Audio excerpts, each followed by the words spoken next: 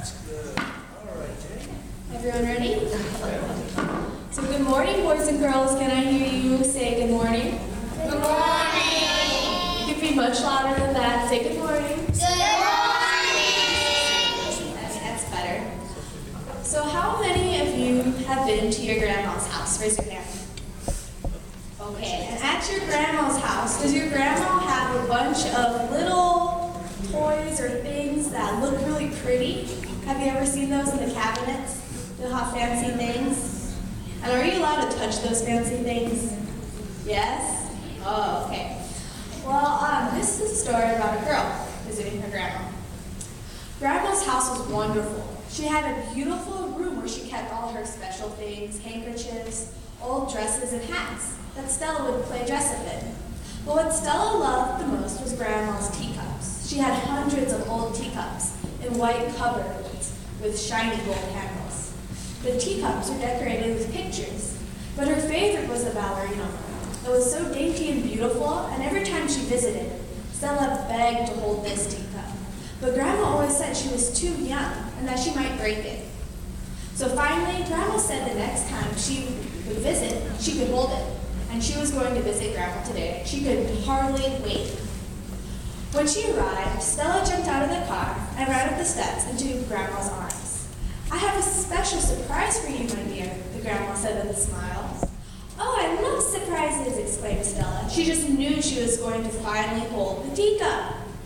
"Well, I was cleaning out the attic and I found an old trunk of clothes. I thought you might like to play dress up." "Oh, that's nice," said Stella. "What's the matter, dear? You don't seem very excited. I thought you'd like to play dress up." Stella didn't want to hurt Grandma's feelings. Maybe Grandma forgot her promise. "I do. I guess I'm just tired from the trip," Stella said. "Well, you will feel much better tomorrow after you get a good night's sleep," said Grandma. Stella was so disappointed that Grandma had forgotten her promise. She had been looking forward to this trip all year, and now that she was here, she wasn't going to even hold the ballerina. "Stella, would you like to walk with me to the store?" said Grandma. "No, thank you. I'll stay here," said Stella. "Okay, I'll be right back." "I'm a big girl now. I can hold teacups and not break them," said Stella to herself. So she ran upstairs and took the cup out of the cupboard. Just as she picked it up, she heard a noise. As she turned around to see what it was, the teacup fell out of her hands and crashed to the floor. Has that happened to any of you?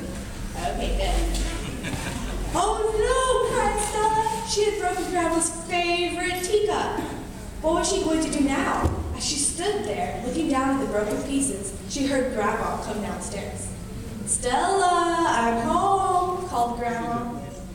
Stella hurriedly picked up the broken pieces, put them in a box she found lying on the floor, and ran downstairs. "I was just upstairs putting my suitcase away," lied Stella. She knew she shouldn't lie, but Grandma would be so angry with her, and she just knew that Grandma wouldn't love her anymore. "I was thinking about a promise I made to you the last time you were here," said Grandma. "I think it's time that you get to hold the teacup," said Grandma as she smiled at Stella. "Oh, that's okay, Grandma. I could just look at them from the cabinet. I wouldn't want to drop one and break it," said Stella. No, a promise is a promise. We'll look at them tomorrow," said Grandma. The next morning after breakfast, Grandma said, "Well, it's time to look at those teacups."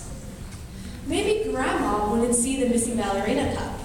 After all, it was in the back of the cupboard, and she would just get one from the front. She would never have to know. Grandma opened the cupboard. "My goodness," she exclaimed, "I know it was here. I can't seem to find the ballerina cup." "Oh, Grandma, I'm so sorry. Please don't hate me. I thought you forgot your promise, so I got it out myself, but I heard a noise, and I dropped the teacup, and it broke." Stella stopped soft as she went to get the broken pieces, but the box was empty. "Stella, come here," said Grandma. "I could never hate you. I love you." "Even after what I've done?" Stella said. "Even after what you've done," said Grandma. "But I hope you learned your lesson."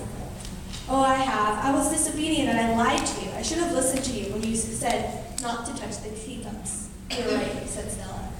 Yes, you were disobedient, but I know you are sorry, and that you won't disobey me anymore. I promise, Grandma, said Stella. Oh, and look what we have here, Grandma said, as she turned back to the cupboard. And there, sitting on the shelf, was the ballerina teacup all glued back together. Sometimes we don't want to follow directions, but God gives us directions in the Bible because He doesn't want us to get hurt. And He doesn't want us to get hurt because He loves us. And who would like to pray? Raise your hand. Anyone? Anyone want to pray? I'm going to pick someone. You want to pray?